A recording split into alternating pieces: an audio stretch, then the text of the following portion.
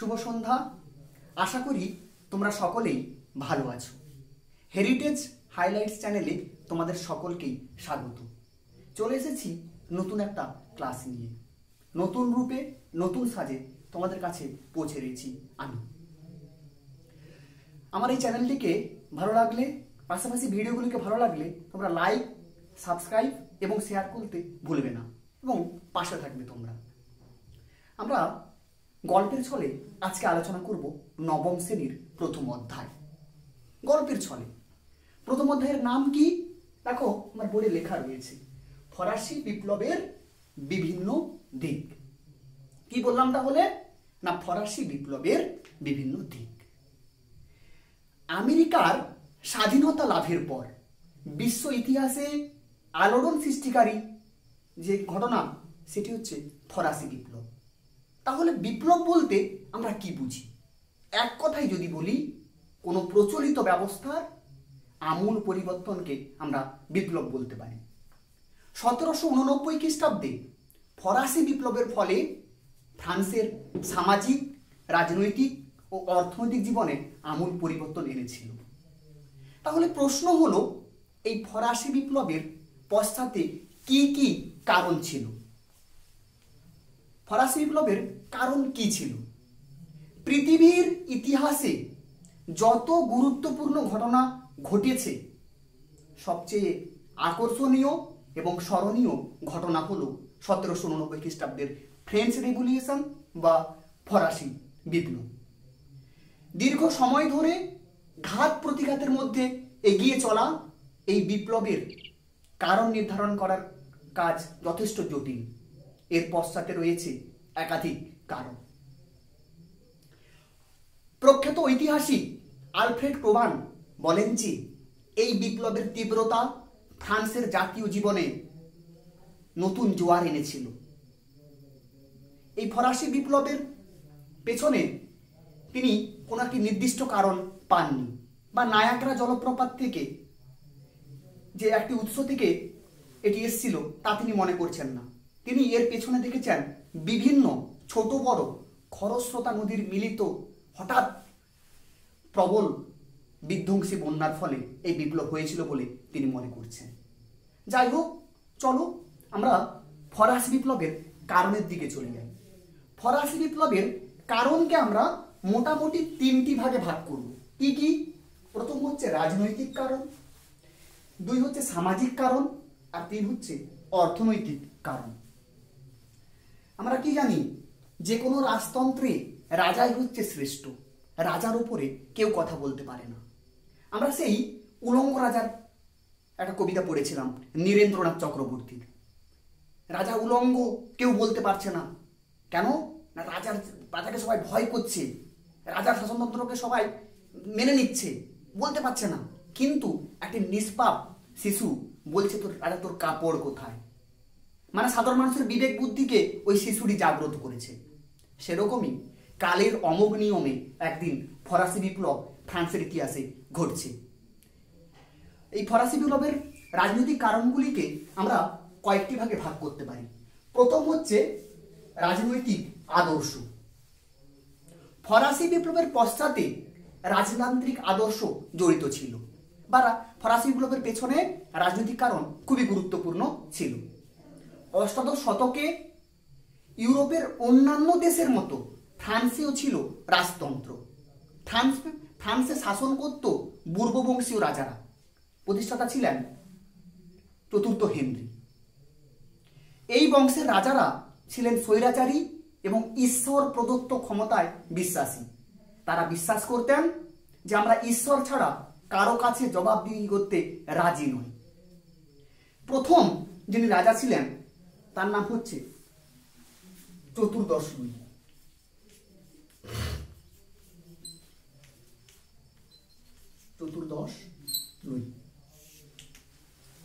এই চতুর্দশ লুই ছিলেন যোগ্য শাসক, কিন্তু তার বিলাস ব্যসন, আমোদ প্রমোদে এতটাই মত্ত হয়েছিলেন, তার সুযোগ নিয়ে সুযোগ্য মন্ত্রী কার্ডিনাল ক্যাসলু আর মেজারিন, এরা দুজনে কি করেছেন?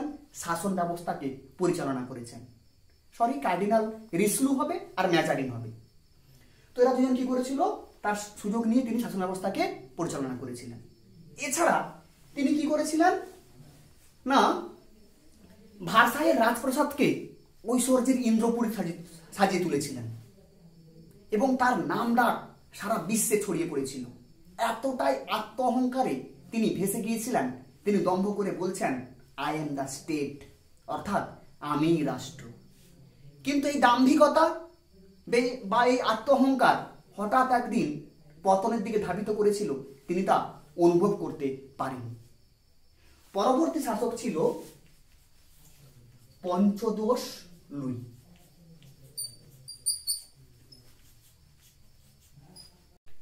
চতুর্দশ লুইয়ের পরে সিংহাসনে বসছেন পঞ্চদশ লুই।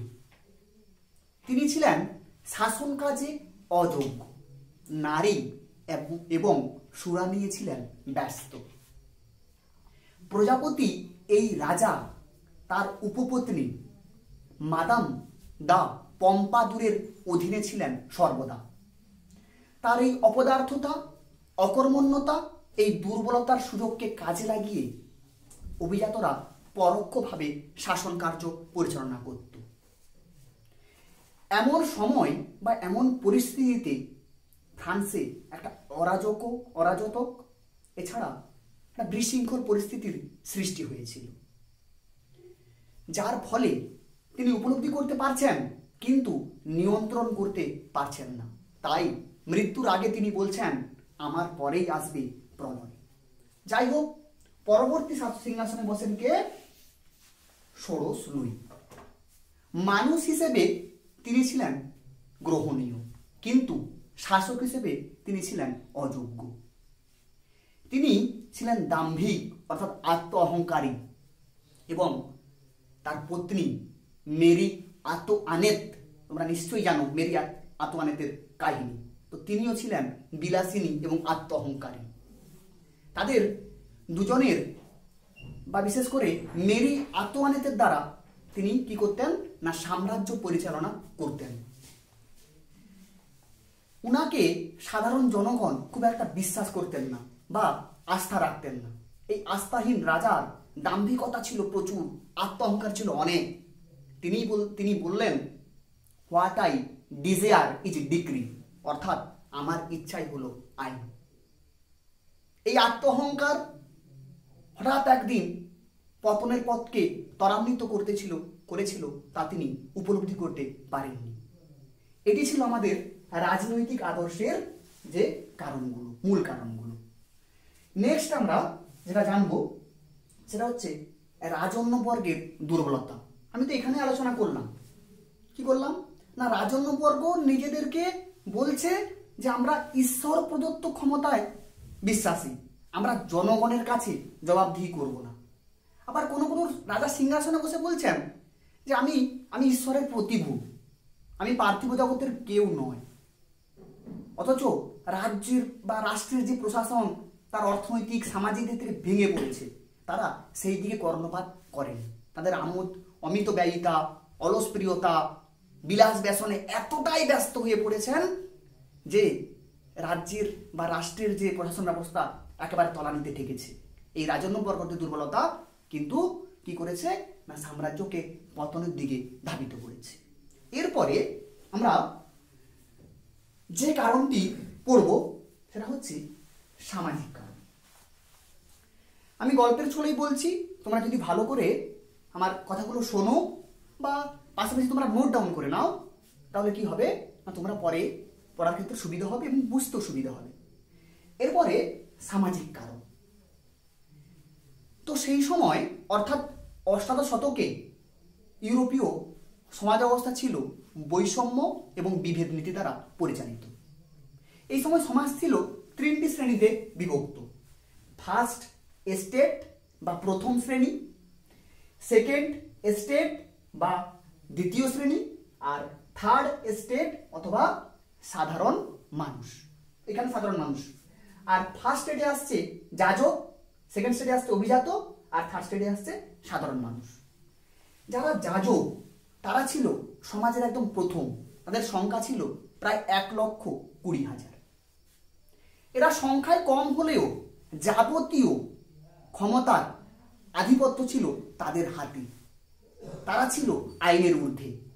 কন্ট্রাক্ট অফ পয়সি নামক একটি চুক্তির দ্বারা তারা কি করত না যাবতীয় কর থেকে মুক্ত হয়ে শুধুমাত্র স্বেচ্ছাকর রাজাকে দিত, আর বাদবাকি কর কারা বহন করত না সাধারণ মানুষ। এছাড়া এরা বিভিন্ন সরকারের উচ্চ পদে বসে থাকতো, কর্মচারী হিসেবে যোগদান করত, এমনকি দুর্নীতি, ব্যভিচার, অন্যায়, যাবতীয় যত জঘন্য কাজ রয়েছে এরাই করত। এমনকি দোষারোপ হতো এদের উপরে। এরাই ছিল চরম অপমানের শিকার, অত্যাচারের শিকার। তো একদিন শোষিত হতে হতে তারা বিপ্লবের পথে পা বাড়িয়েছে, আমরা 1790 খ্রিস্টাব্দের ফরাসি বিপ্লবে দেখতে পেলাম। তারপরে সেকেন্ড স্টেট বা অভিজাত শ্রেণী। তো দ্বিতীয় সম্প্রদায় ছিল অভিজাত শ্রেণী। 1789 খ্রিস্টাব্দে এই অভিজাতদের সংখ্যা ছিল 3,50,000। এরা বেশিরভাগ জমির মালিকানা ছিল এদের হাতে, কিন্তু এরা রাজাকে কোনো কর দিত না, যাবতীয় কর কিন্তু সেই সাধারণ মানুষের উপরে। এরা কি করত, আইন বিচার ব্যবস্থা নিজেরা পরিচালনা করত। এর ফলে রাষ্ট্রের যে কোনো আইন কাদের সুবিধার্থে পরিচালিত হতো, অভিজাত আর যাজক। এই অভিজাতরা আবার দুটি ভাগে বিভক্ত, একটা হচ্ছে জন্মসূত্রে প্রাপ্ত অভিজাত, আর একটা হচ্ছে পোশাকি অভিজাত। জন্মসূত্রে অর্থাৎ না যারা বংশ পরম্পরায় অভিজাত ছিল অভিজাত, আর পোশাক অভিজাত বলতে না পোশাকে অভিজাত বলতে বোঝায় রাজারা কি করত, অষ্টাদশ শতকে ফ্রান্সের রাজারা কি করত না বেশি অর্থলাভের আশায় তারা উচ্চ পদগুলো উচ্চ বুর্জোয়াদের হাতে বিক্রি করে দিত। এর ফলে তাদেরকে নাম দেওয়া হতো পোশাকে অভিজাত, অর্থাৎ এদের নির্দিষ্ট পোশাক ছিল, এই জন্য একে বলা হতো পোশাকে অভিজাত। এই অভিজাতদের অত্যাচার নিপীড়নে শিকার হয়েছিল এই সাধারণ মানুষ। আইন বলতে কিছুই ছিল না, তাদের অঙ্গুলি হেলনে এই আইন ব্যবস্থা পরিচালিত হয়েছিল। এদের অত্যাচার, উৎপীড়ন, শোষণ একদিন সাধারণ মানুষকে জাগ্রত করতে বাধ্য হয়েছিল, বা সাধারণ মানুষকে প্রতিবাদ করতে বাধ্য করেছিল এই ফরাসি বিপ্লব। নেক্সট যে পার্টটা সেটা হচ্ছে সাধারণ মানুষ বা তৃতীয় সম্প্রদায়। এদের কোনো অধিকার ছিল না। এদের মধ্যে 96% যারা সাধারণ মানুষ তারা কিন্তু রাজতন্ত্রের 96% কর প্রদান করত, কিন্তু এরা সামাজিক দিক থেকে, অর্থনৈতিক দিক থেকে, সব দিক থেকে এদেরকে তাচ্ছিল্য করা হতো। কারা কারা ছিল এর মধ্যে? কৃষক, কারিগর, ব্যবসায়ী, শিল্পপতি, শিক্ষক, ব্যাংকার প্রমুখরা ছিল এই থার্ড স্টেটের অধীনে। সব থেকে থার্ড স্টেটের অধীনে বা তৃতীয় সম্প্রদায়ের মধ্যে যারা সর্বাপেক্ষা উল্লেখযোগ্য তারা হলেন বুর্জোয়া শ্রেণী।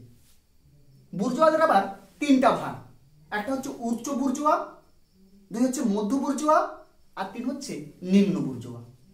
উচ্চ বুর্জোয়ারা যেমন ব্যাংকার, শিল্পপতি প্রমুখ। মধ্য বুর্জোয়ারা কারা না যারা শিক্ষক, আইনজীবী, এরা হচ্ছে মধ্য বুর্জোয়া। আর নিম্ন বুর্জোয়া হচ্ছে কৃষক, শ্রমিক, এরা হচ্ছে নিম্ন বুর্জোয়া। তো সাধারণ মানুষ বিভিন্ন কর তারা দিত, বিভিন্ন কর, যাবতীয় কর, 96% কর। তোমরা কল্পনা করতে পারবে না, একটা রাজতন্ত্র পরিচালনার জন্য যতটুকু প্রয়োজন অর্থ তার 96% তারা বহন করত। কিন্তু এরাই ছিল এই দুটো শ্রেণীর দ্বারা নিপীড়নের শিকার, শোষণের শিকার, অবহেলার শিকার। একদিন এরা বুঝতে পেরেছিল এবং তারা প্রতিবাদ করতে শুরু করলো, যার প্রতিবাদ স্বরূপ আমরা দেখতে পেলাম কি হলো না ফ্রান্সে ফরাসি বিপ্লব সংগঠিত হলো। তাহলে আমরা রাজনৈতিক কারণ এবং সামাজিক কারণ জেনে নিলাম। এবার আমরা যে কারণটা পড়ব বা যেটা না জানলে ফ্রান্সের ইতিহাস বা ফরাসি বিপ্লবের ইতিহাস জানা ব্যর্থ হয়ে যাবে, সেটা হচ্ছে অর্থনৈতিক কারণ। অর্থনৈতিক কারণের প্রথম পয়েন্টটা হচ্ছে কি না শূন্য রাজকোষ। শূন্য রাজকোষটা কি ভালো করে শুনবে, এখানেই বুঝতে পারো তোমরা ক্লাসে। ইতিহাস নিয়ে কোনো ভয় তোমাদের থাকবে না। এটা আমার ভিডিও দেখবে, শুনবে ভালো করে, পাশাপাশি তারপরে বইটা নেক্সট তোমরা পড়বে বা বই পড়ে আমার ভিডিও দেখো। দেখলে তোমরা বুঝতে পারবে যে তোমরা অনেকটা এগিয়ে গেছো, এমনকি তোমরা সাফল্যের মাপকাঠিতে যেতে পারবে, উচ্চতর পর্যায়ে যেতে পারবে। শূন্য রাজকোষটা কি না অষ্টাদশ শতকে ফ্রান্স আর্থিক দিক থেকে এমন একটি দেশ ছিল যার অর্থনীতি ছিল দেউলিয়া, মানে একদম হ্যান্ডিক্যাপ হয়ে গেছে। ঠিক আছে, কেন হয়েছে না ভ্রান্ত রাজস্ব নীতি ও বিভ্রান্তিমূলক কর ব্যবস্থা। এই যে চতুর্দশ লুই এর আমলে কি হয়েছিল না ব্যয়বহুল যুদ্ধে ফ্রান্স প্রচুর অর্থ ব্যয় করেছিল। তার পরবর্তী শাসক পঞ্চদশ লুই ইনি সেই ব্যয়ভার কমাতে পারেননি। তার পরবর্তী শাসক ষোড়শ লুই তিনি কি করছেন না বিদ্রোহের পরিকল্পনা করছেন। যখনই তিনি বিদ্রোহের পরিকল্পনা করছেন কে ষোড়শ লুই, তখনই তার প্রধানমন্ত্রী তুর্গ বলছেন আর নয়, আর যদি একটাও কামান দাগা হয় বা কামান চালানো হয় তাহলে রাষ্ট্র একেবারে দেউলিয়া হয়ে যাবে। কিন্তু তিনি তুর্গর কথাকে অমান্য করে আমেরিকার স্বাধীনতা যুদ্ধে যোগদান করছেন, বিপুল পরিমাণ ঋণ নিচ্ছেন। এই ঋণ নিয়ে তিনি শান্ত থাকেননি, বিলাসবহুল জীবনযাত্রা। তিনি কি করছেন না ভার্সাই রাজপ্রাসাদকে ভালোভাবে সাজাচ্ছেন, 18,000 রাজকর্মচারী দিয়ে তিনি পরিচালনা করছেন।